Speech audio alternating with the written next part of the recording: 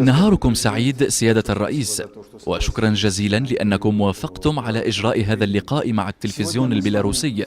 اليوم نلتقي معكم في يوم مميز عندما يحتفل العالم المتقدم بعيد النصر العظيم. لا بد وأنكم تعرفون بأن الجزء الأكبر من هذا النصر هو إنجاز الشعب السوفيتي، إنجاز أولئك الناس الذين يعيشون في جمهوريات الاتحاد السوفيتي السابق. مع الأسف كنا نعتقد بأن القرن العشرين هو الأكثر دموية، ولكننا نرى الآن في القرن الواحد والعشرين خطرا جديدا على الإنسانية ويتمثل في الإرهاب. وها هي بلدكم سوريا وللعام السابع تقارع الإرهاب وحدها تقريبا وتحارب هذا الشر المخيف. برأيكم كم يوجد لدى شعبكم من القوة؟ ومتى سنتمكن من الاحتفال بيوم النصر على الطريقة السورية؟ القوة الأساسية هي القوة الوطنية، هي القوة المعنوية التي تأتي من الحالة الوطنية، من الروح الوطنية، من الوعي الوطني الموجود لدى كل مواطن. وهذا هو الشيء الطبيعي في معظم دول العالم، وهذا هو الشيء الأهم الذي يغذي حالة الصمود لدى المواطنين في ظروف صعبة جدا من الناحية ليس فقط الأمنية والعسكرية، وإنما أيضا من الناحية المعاشية والحياتية بشكل عام، بمعنى أن كل الخدمات تأثرت وكل الأشخاص في سوريا تأثروا. ولكن عندما نتحدث عن أن هذا الخطر هو خطر جديد، أي خطر الإرهاب، فالأهم ما هي العقلية التي تقف وراء الإرهاب، وما هي العقلية التي وقفت وراء النازية التي هزمها الشعب السوفيتي، والشعب البيلاروسي كان جزء أساسي من الذين قاتلوا وضحوا في تلك الحرب. الخلفية هي واحدة، الحرب هي واحدة. لماذا أتت نازية؟ ماذا كانت تريد؟ تريد أن تهيمن على العالم، أن تلغي الآخرين. اليوم الحرب التي يخوضها شعبنا ليست فقط مع الإرهابيين، ولكن مع من يرعى الإرهاب. الإرهاب هو فقط أداة تستخدم من قبل تلك الدول الغربية التي تريد أن تطبق نفس العقلية النازية، وهي السيطرة على الكل، تحويل الدول والشعوب إلى عبيد، تحويلهم إلى تابعين، والسيطرة على كل ما لديهم ماديا ومعنويا. لذلك الإرهاب هو مجرد أداة من الأدوات، ومجرد نتيجة من النتائج. الحرب التي خاضها شعبكم في ذلك الوقت هي نفس الحرب التي يخوضها شعبنا اليوم. الفرق العناوين مختلفة والأدوات مختلفة، ولكن المضمون هو واحد. أود أن تعرفوا بأن الناس في بلدنا يترقبون كلامكم من سوريا.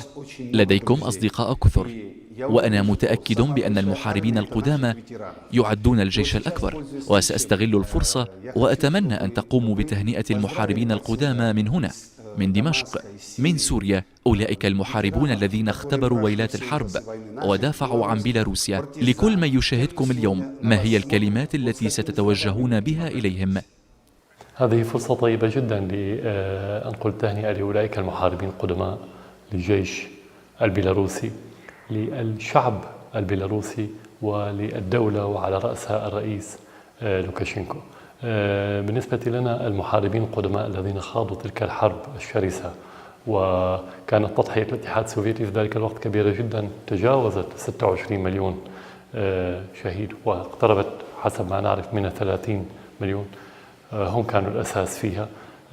اليوم يقدمون نموذج للأجيال الجديدة الحاضرة وللأجيال المستقبلية عن معنى الصمود. فمن كان يتوقع أن ينتهي حصار ستالينغراد في ذلك الوقت لولا صمود أولئك الأبطال؟ من كان يتوقع أن يتحول اندحار الجيش السوفيتي في البداية إلى انتصار لاحق؟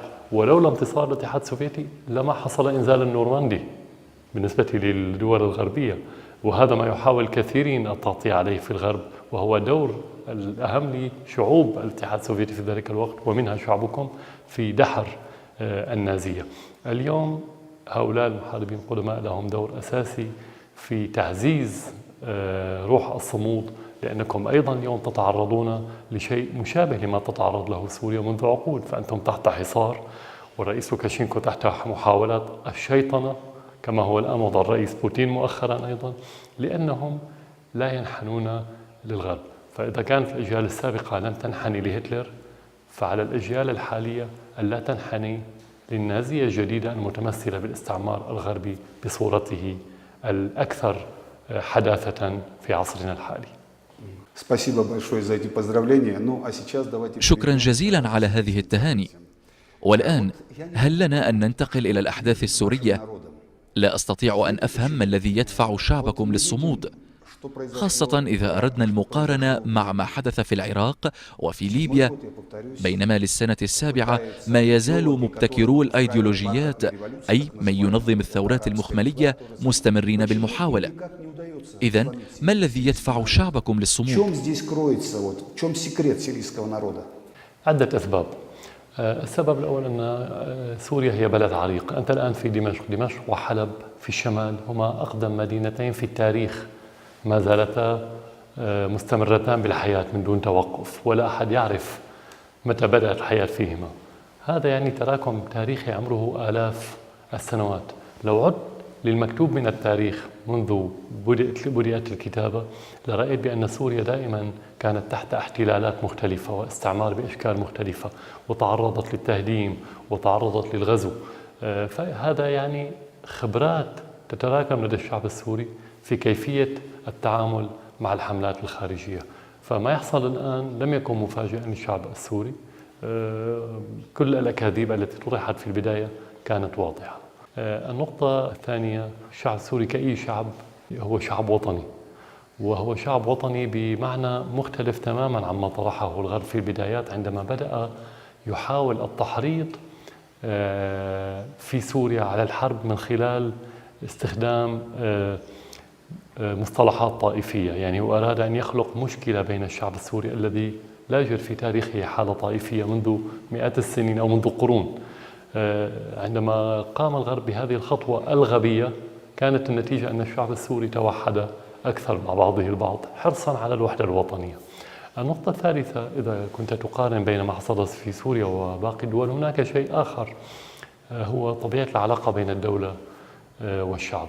الغرب حاول أن يصور أن هذه الحرب هي حرب من أجل الحفاظ على المنصب، بينما الشعب السوري كان واعي لأن هذه الحرب هي حرب السيطرة على سوريا. وبالنسبة لنا وبالنسبة لي شخصيا، أنا كنت دائما قبل الحرب وخلال الحرب واحد من أبناء الشعب السوري، لم أكن عايش منفصلا عنه.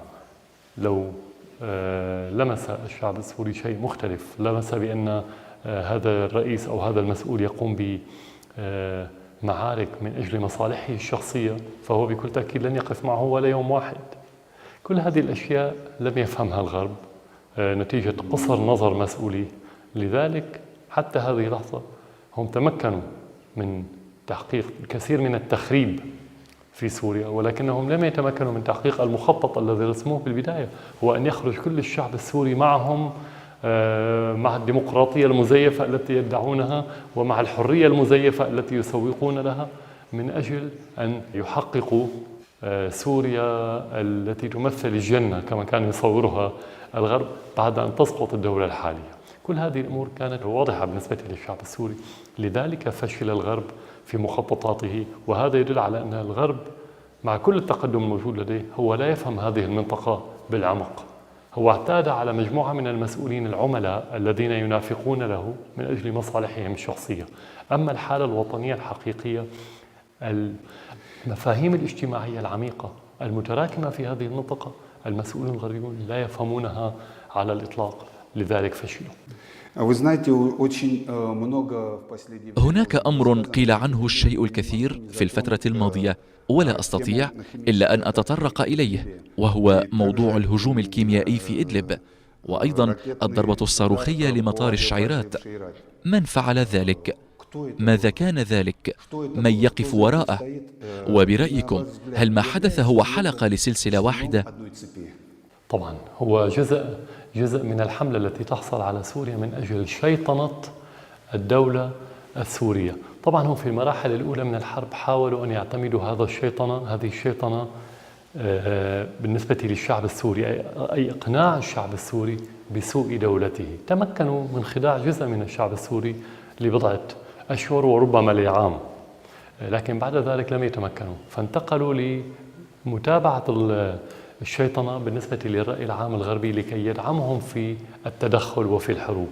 هم بعد أن فشلوا في تسويق سياستهم تجاه داعش والنصرة من خلال دعمهم لداعش والنصرة بشكل مباشر أو بشكل غير مباشر، إما عبر تركيا أو السعودية أو قطر أو كما قلت بشكل مباشر من قبل دولهم.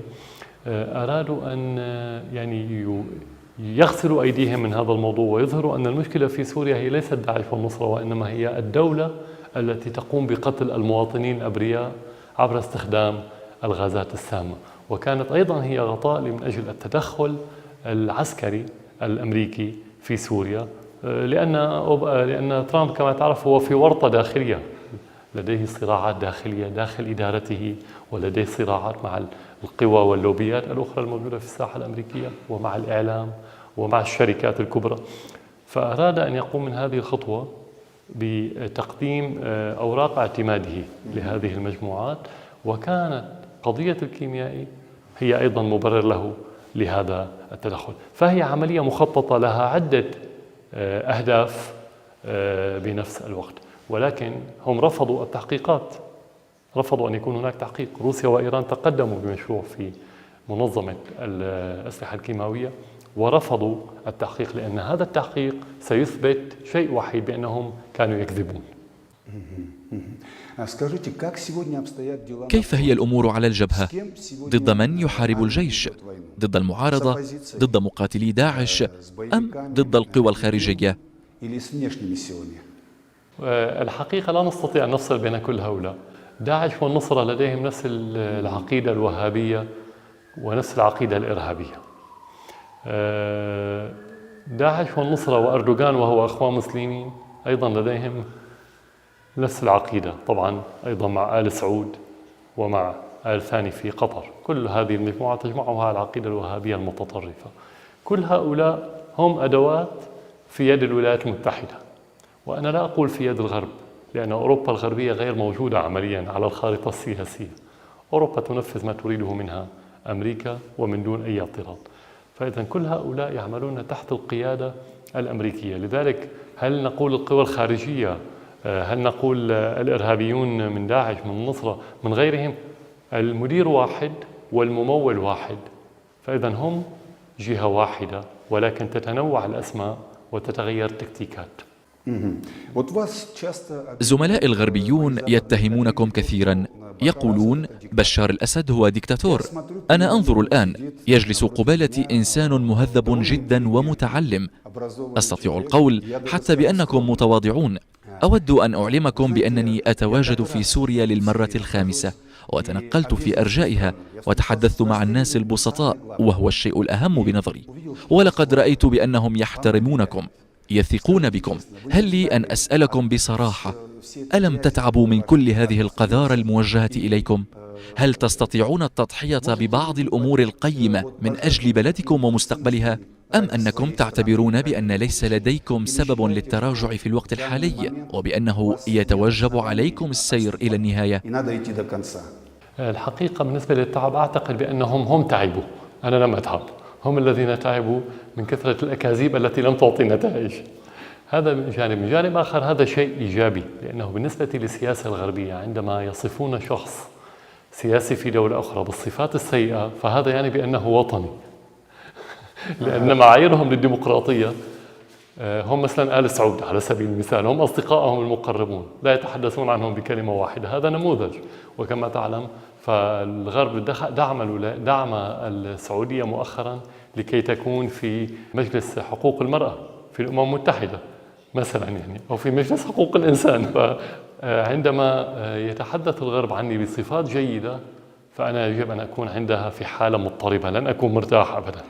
لذلك هذه اتهامات اليوم بالنسبة لي، هذه اتهامات تسمعها منذ سنوات طويلة عن الرئيس لوكاشينكو، لأنه وقف في وجه الغرب، لأنه لم يقبل بأن يكون عميل. هذا هو الغرب. علينا أن لا نعير اهتماما لما يقولونه. المهم هو علاقة كل شخص بالمواطنين في بلده، علاقة المسؤول بالمواطنين في بلده، وليس بالإعلام الغربي ولا بالمسؤولين الغربيين. لا يعنيني ما يقولونه لا سلبا ولا إيجابا. قبل الحرب بسنوات قليلة كانوا يقولون عني كلام إيجابي، أيضا في ذلك الوقت لم أكن أهتم، لأنني لا أثق بهم، أعرفهم تماما، هم منافقون. هذه الحقيقة. لقد تحدثتم بحكمة بالغة عندما قلتم بأن ثقة شعبكم هي ما تقيمونه عاليا.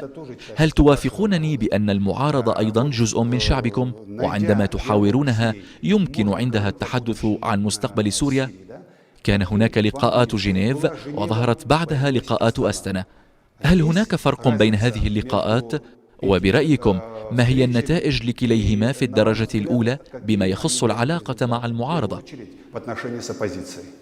بالنسبة لجنيف حتى الآن هو مجرد لقاء إعلامي، لا يوجد أي شيء حقيقي في كل لقاءات جنيف السابقة، ولا 0.1 بالمليون، حتى هذا الرقم غير موجود. فهو عبارة عن عملية كانت تهدف بالأساس لكي نذهب باتجاه تقديم تنازلات، وأنت سألتني عن التنازلات في السؤال السابق ولم أعطيك جواب، فأضعه بين قوسين. لا، أنا لن أقدم أي تنازل لسبب بسيط، لأنني لا أمتلك الوطن. يعني أي تنازلات على المستوى الوطني لا يملكها الرئيس، هذا بحاجة لقرار وطني، بحاجة لقرار شعبي، وهذا يكون من خلال الاستفتاء.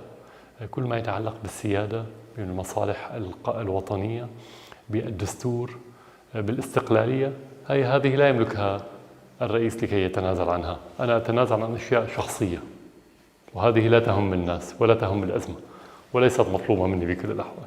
أما أستانا فالوضع مختلف. الأستانا كان الحوار فيها مع المسلحين الإرهابيين، ولكن برعاية روسية وبمبادرة روسية. طبعا شارك بها لاحقا إيران وتركيا. تركيا هي الضامن للإرهابيين، وروسيا وإيران هي الضامن للدولة الشرعية السورية. وبدأت تعطي نتائج من خلال أكثر من محاولة لوقف إطلاق النار، آخرها ما سمي بمناطق تخفيف التصعيد أو تخفيف الأعمال القتالية. 4 مناطق؟ هل من الممكن فهم معناها؟ ما هو المرجو من هذه المناطق بالدرجة الأولى؟ هي مناطق فيها مزيج من مدنيين ومن إرهابيين. الإرهابيين مزيج من النصرة وداعش وغيرهم من المنظمات الأخرى وبعض العصابات. يعني الهدف هو حماية المدنيين في هذه المناطق بالدرجة الأولى. الهدف الثاني هو إعطاء الفرصة لكل من يريد من المسلحين لإجراء مصالحة مع الدولة، كما حصل في مناطق أخرى، أن تكون هذه المناطق وتخفيف الأعمال القتالية هو فرصة له ليقوم بتسوية وضعه مع الدولة مقابل يعني تسليم السلاح مقابل العفو. وهي أيضا فرصة لباقي المجموعات التي تريد أن تطرد الإرهابيين خاصة داعش والنصرة من هذه المناطق، هي أيضا فرصة لها للقيام بذلك. فهي لها أكثر من جانب، ولكن الجانب الأهم بالنسبة لنا مبدئيا هو تخفيف نزف الدماء في تلك المناطق، ريثما يكون هناك خطوات سياسية محلية بيننا وبين المجموعات الموجودة. إذن المذكرة الموقعة في أستنا بخصوص مناطق تخفيف التصعيد يمكن اعتبارها نجاحا كبيرا حتى هذا اليوم لعملية المفاوضات؟ طبعا كمبادرة روسية كمبدأ هي صحيحة، ونحن دعمناها منذ البداية لأن الفكرة صحيحة. يبقى إذا كانت ستعطي نتيجة أم لا يعتمد على التطبيق. هل ستستفيد المجموعات الإرهابية من هذه الفرصة؟ هل ستقوم الدول الأخرى التي تدعي، خاصة الغربية التي تدعي طبعا افتراضيا بأنها تدعم هذه المبادرة، هل ستقوم بإرسال المزيد من الدعم اللوجستي من مال وسلاح ومتطوعين لهؤلاء الإرهابيين لكي يعودوا لخرق هذه المناطق وبالتالي إعادة الوضع إلى الصفر؟ هذا احتمال كبير. هذا ما حصل سابقا. هي ليست المبادرة الأولى وفشلت ليس لأنها خاطئة. المبادرات السابقة لم تفشل لأنها خاطئة، وإنما فشلت لأن تلك الدول تدخلت من أجل إعادة تصعيد الموقف من الناحية العسكرية. لذلك نتمنى أن يكون هناك فرصة الآن لتلك الدول أن تعرف بأن أي تصعيد سيفشل، لأن القوات السورية ومعها القوات الروسية وبالدعم الإيراني ومعنا حزب الله سنقوم بضرب أي تحرك للإرهابيين عندما يحاولوا خرق هذه الاتفاقية. بخصوص هذه المناطق الآمنة والمعابر التي ستسمحون من خلالها للمسلحين أن ينتقلوا إلى مناطق أخرى في سوريا، لقد سمعتم لا شك بأن العديد من المنظمات الدولية تحاول اتهامكم بأنكم تخرقون حقوق الإنسان انطلاقا من المبدأ العرقي، أي أنكم تهجرون الناس. من جهة أخرى هناك من يرى فيما يحدث بأنه المرحلة الأولى لتجزئة سوريا. ما هو تعليقكم على ذلك؟ بماذا ستردون على من يدلي بهكذا تصريحات؟ هذا نوع من محاولة تحريض البعض من الساذجين في سوريا بأن هناك تغيير ديموغرافي. هذا كلام غير صحيح، ومعظم السوريين يعرفون بأن هذا الكلام غير صحيح. وأنت لو قمت الآن بزيارة معظم المناطق التي تمت فيها المصالحات سترى بأن السكان موجودين. طيب لماذا نرحل جزء ولا نرحل جزء؟ نبقي جزء آخر. لماذا لا نطلب من الجميع أن يخرجوا من المناطق؟ الحقيقة الدولة لا تخرج أحد. عملية المصالحة تترك الخيار لأهالي المنطقة بأن يبقوا إن أرادوا وأن يذهبوا، وتترك الخيار للمسلحين أن يبقوا أيضا إن أرادوا تسليم السلاح ويقوموا بتسوية الوضع قانونيا، أو أن يذهبوا إن لم يكونوا راغبين. الحقيقة معظم المسلحين الذين يخرجون من تلك المناطق هم الذين يرفضون المصالحة، والمدنيون الذين يخرجون معهم هم من أهاليهم من عائلاتهم، فيخرجون مع بعضهم بعض. أما الدولة لا تطلب من أحد أن يخرج. ثانيا، الدولة إذا أرادت أن تجري التغيير فلا بد أن تأتي بأشخاص من مناطق أخرى وتضعهم مكان السكان الأصليين. المناطق التي خرج منها سكانها بفعل الأعمال الإرهابية ما زالت فارغة حتى الآن، لم يسكن فيها أحد على الإطلاق، وما زالت الملكيات كما هي بأسماء السكان أو المالكين الأصليين لتلك المناطق. فهذا الكلام غير صحيح وليس له قيمة من الأساس. أريد أن أنتقل إلى موضوع اللاجئين. إنها مسألة مؤلمة، ومع الأسف عدد اللاجئين كان كبيرا جدا خلال السنوات الست الفائتة. بنظركم لأي درجة سوريا مستعدة لعودتهم؟ كيف ستستطيعون التكيف مع النتائج الاقتصادية لهذه الحرب من قبل الإرهاب العالمي ضدكم؟ هل تعتقدون أن بإمكانكم أن ترفعوا دعوى أو شكوى ومطالبة الدول وبعضها دول أوروبية التي قام من يمثلها باجتياح أرضكم المقدسة السورية؟ هل ستطالبونها بالتعويض؟ عودة اللاجئين ضرورية، ونحن دائما ندعو لعودة اللاجئين إلى سوريا. فأن نقول متى هو التوقيت؟ كل يوم هو توقيت مناسب لعودة أي مجموعة تريد أن تعود من اللاجئين، ولا يوجد أي عوائق في هذا المجال. والدولة تحاول قدر المستطاع أن تؤمن الخدمات الضرورية للاجئين الذين نزحوا داخل سوريا، ليس بالضرورة اللاجئين في خارج سوريا. هناك جزء كبير انتقل بسبب الإرهاب من مكان لآخر، والدولة هي تقدم الخدمات في هذا المجال. وطبعا هناك دعم من الدول الصديقة في المجال الإنساني. بالنسبة لمطالبة بالحقوق، بكل تأكيد الشعب السوري له حق بتعويضات بمئات المليارات، لكن أنت تعرف بأن هذه التعويضات بحاجة مرجعية قانونية ومرجعية مؤسسية. يعني تخيل بأنك أنت لديك حق في بلدك وتذهب، لكن لا يوجد لديك في بيلاروسيا مثلا لا قانون ولا قاضي ولا محاكم، فلمن تشتكي؟ فعندها ستكون الأمور فوضى.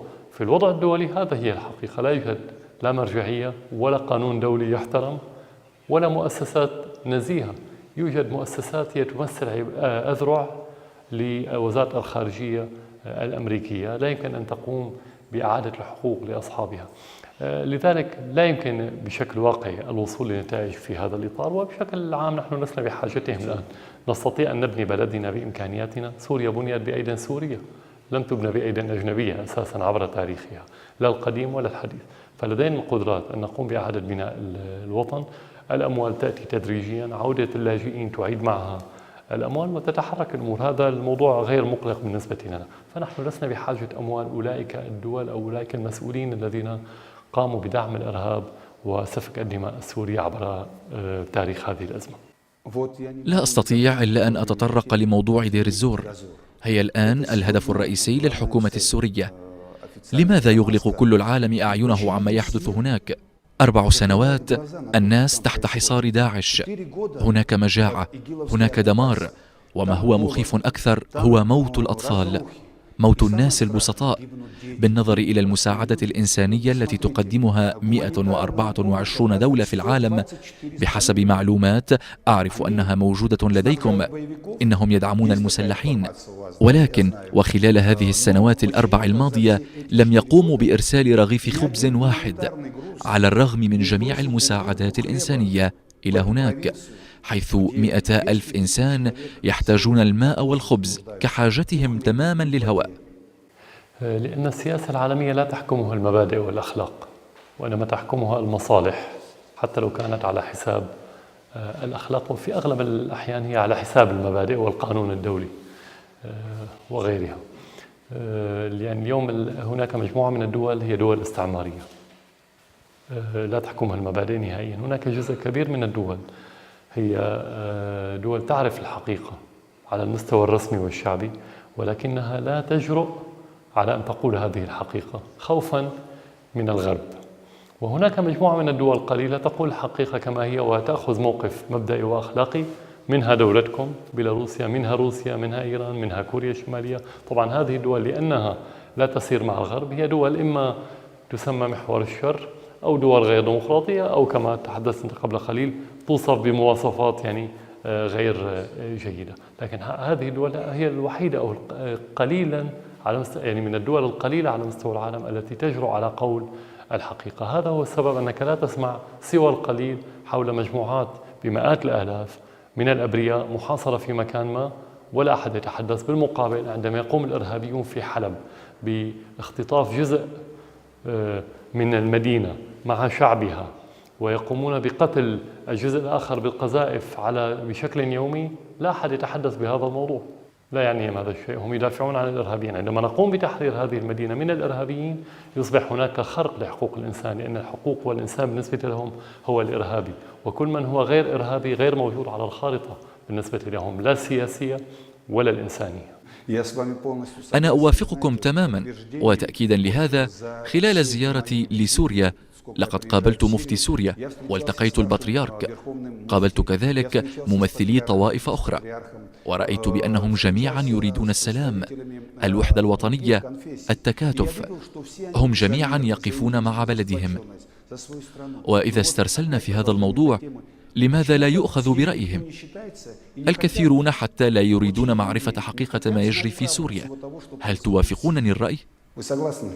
هم معظمهم أقصد المسؤولين الغربيين يعرفون الحقيقة، ولكنهم ذهبوا بأكاذيبهم بشكل كبير إلى مسافة بعيدة جدا مع رأيهم العام، وأصبح من الصعب عليهم أن يلتفوا. أي التفاف يعني بأنهم يقولون للرأي العام علنا بأننا كنا نكذب عليكم، فلذلك دخلوا في نفق ولا يستطيعوا العودة إلى الوراء، فهم مضطرين الآن للاستمرار في أكاذيبهم لأنها الخيار الوحيد لهم. أي التفاف تغيير للحركة بالنسبة لهم هي انتحار سياسي، ومصالحهم السياسية أهم من المصالح الوطنية، ومصالحهم السياسية أهم من مصالح الشعوب الأخرى ومن حياة الشعوب الأخرى. لذلك هم لن يقولوا سوى نفس الأكاذيب التي قالوها في البداية. كانوا يقولون بأن مسيرات سلمية وثبت بأنها غير سلمية، وبعدها قالوا هم معارضة ولكن معتدلين، وعندما ثبت بأنهم متطرفون كالنصرة وداعش قالوا سبب وجودهم هو الدولة السورية والرئيس السوري. يعني هم يصممون على الكذب ولكن يغيرون الرواية قليلا، ولكن ليس بشكل جذري. يعني المهم مستقبلهم السياسي مربوط بهذه الكذبة الكبيرة ولا يستطيعوا التبديل. أريد أن أنتقل إلى العلاقات البيلاروسية السورية. علاقتنا على مدى عشرات السنوات وصلت إلى مستوى جيد جدا.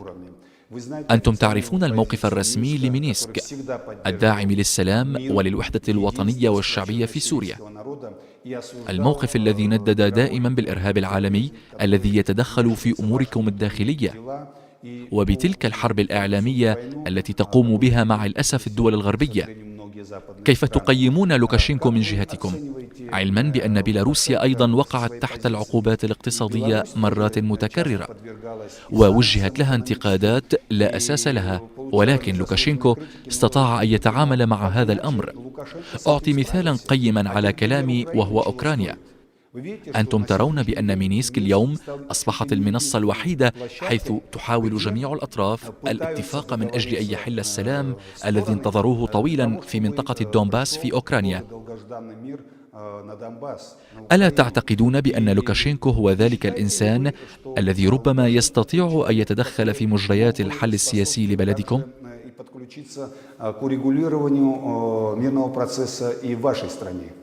أي حل أي مشكلة بحاجة لعدة مواصفات أو عناصر لنقل، لكن أهم عنصر هو المصداقية.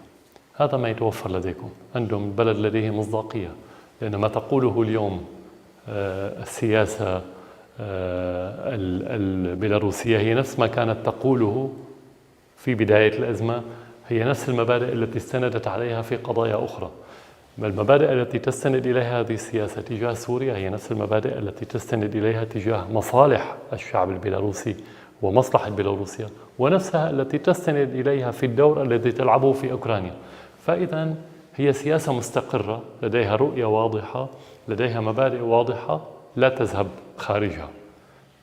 هذا ضروري للعب دور في أي أزمة. هذا ما نحتاجه في سوريا. لماذا لا تحل الأزمة في سوريا سياسيا؟ لأن من افترض بأنه يريد أن يلعب هذا الدور باستثناء روسيا وإيران هم دول ليست لها مصداقية، يقولون شيء ويفعلون شيء آخر. ازدواجية المعايير تعرف هو مبدأ أساسي في السياسة الغربية. فإذا بالنسبة لي هذا العنصر هو أهم عنصر يمتلكه الرئيس لوكاشينكو والدولة البيلاروسية. يضاف لذلك بأننا دولة يعني لديها علاقة قوية ومتينة مع بيلاروسيا أيام الاتحاد السوفيتي وبعدها، وما زالت مستمرة بالرغم من كل ضغوط على سوريا أيضا قبل الحرب وعلى بلدكم.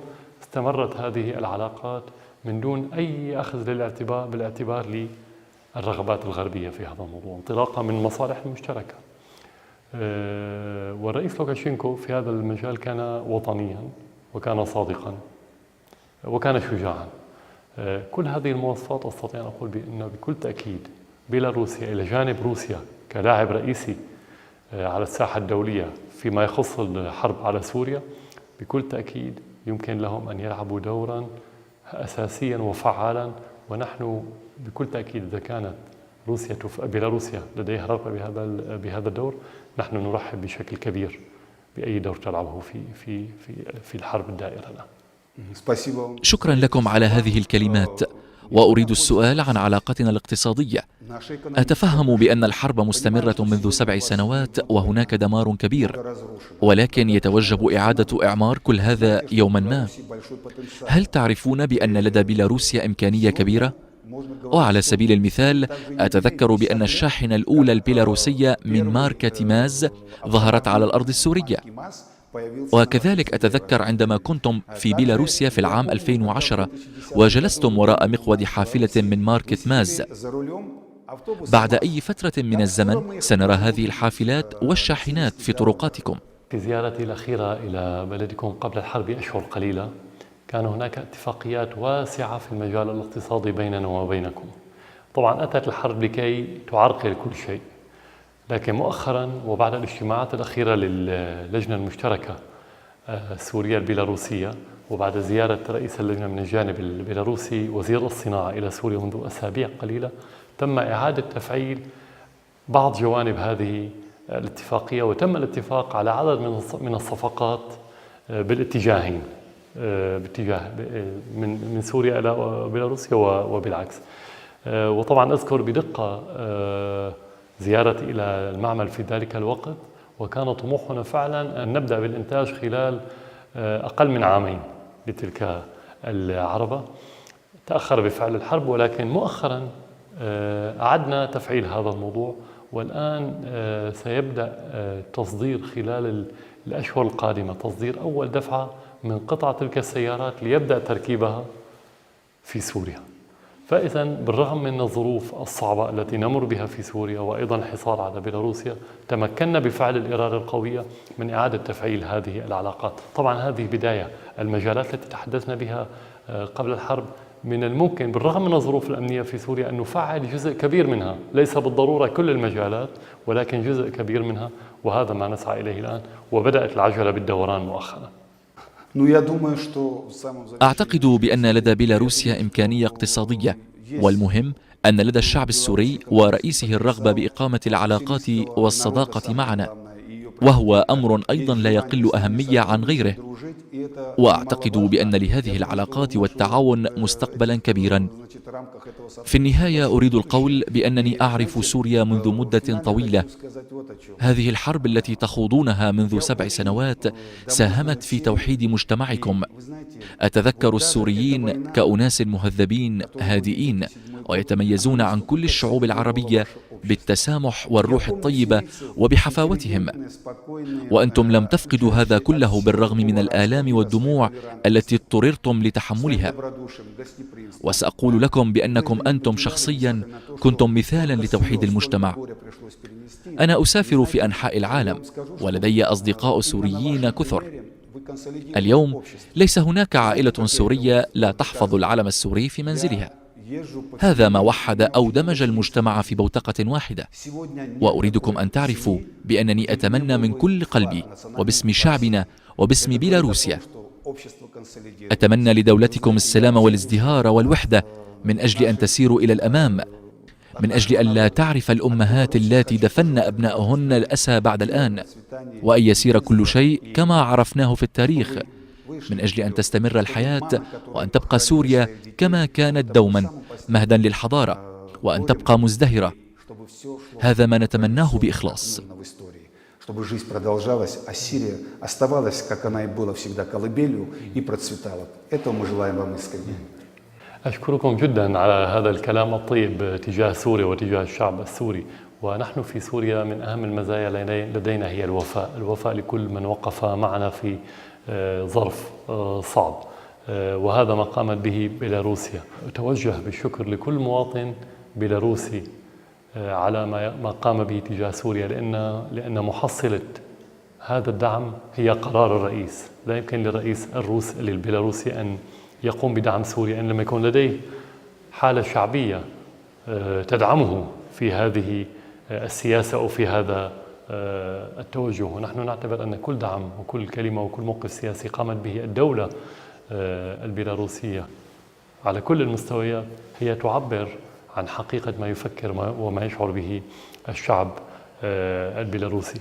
ما أتمناه أن يكون هناك انتصار آخر للشعب البيلاروسي بشكل آخر. ليس بالضرورة أن تكون الحرب هي دائما حرب عسكرية، ولكن هو شعب يتعرض لحرب عمرها الآن أكثر من عقدين من الزمن. أتمنى أن يكون هناك انتصار آخر في تلك الحرب، وأن يتزامن هذا الانتصار لبلدكم في فك الحصار وفي تثبيت الحالة الوطنية وفرض الاحترام على الآخرين، وخاصة على من يريدون الهيمنة على بلدكم. أن يتوافق هذا ويتزامن هذا الانتصار مع انتصار سوريا على الإرهابيين في حرب هي أيضا بالنسبة لنا حرب وطنية. شكرا لكم لزيارتكم إلى سوريا مرة أخرى.